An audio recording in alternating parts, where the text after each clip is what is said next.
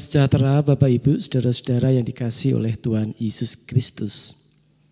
Ngasak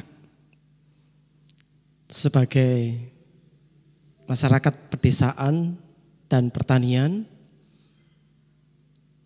saya yakin Bapak Ibu, saudara-saudara sudah pernah mendengar kata ngasak. Ngasak yang saya ketahui adalah di setiap panen padi, bisa dikatakan para petani yang menanam padi lalu kemudian panen, waktu memanen padi biasanya setelah selesai dipanen akan ada ibu-ibu yang turun ke sawah mengambil sisa-sisa yang tertinggal di sawah. Sebuah budaya yang menurut saya budaya berbagi yang terus-menerus dilakukan.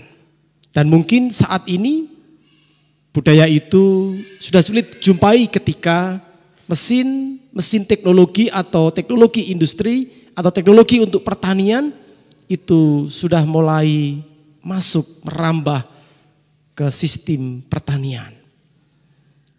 Baik itu olah tanah, tanam maupun juga pada waktu panen. Waktu itu kita tahu panen juga dilakukan oleh manusia. Artinya memang ada tenaga yang khusus memanen. Dan biasanya mereka yang panen ini pun juga sadar. Pasti akan ada yang ditinggal, masih tertinggal di sawah.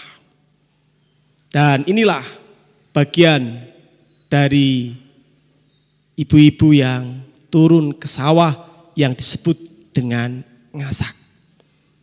Tanpa mereka harus nembung biasanya. Tanpa mereka harus minta kepada si pemilik sawah tersebut. Menarik untuk mengamati apa yang ada di sekitaran kita, di budaya kemasyarakatan kita, di mana mereka sudah diajarkan untuk bisa berbagi.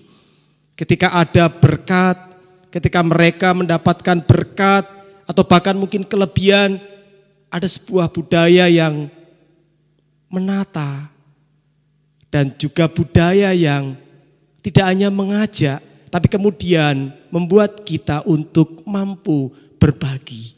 Salah satunya adalah ngasak.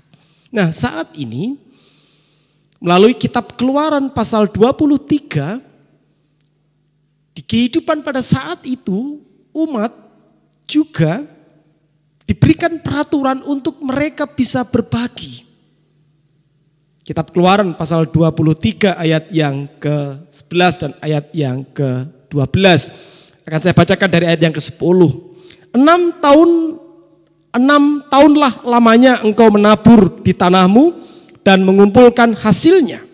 Tetapi pada tahun ke-7 haruslah engkau membiarkannya dan meninggalkannya begitu saja, supaya orang miskin di antara bangsamu dapat makan, dan apa yang ditinggalkan mereka haruslah dibiarkan dimakan binatang hutan.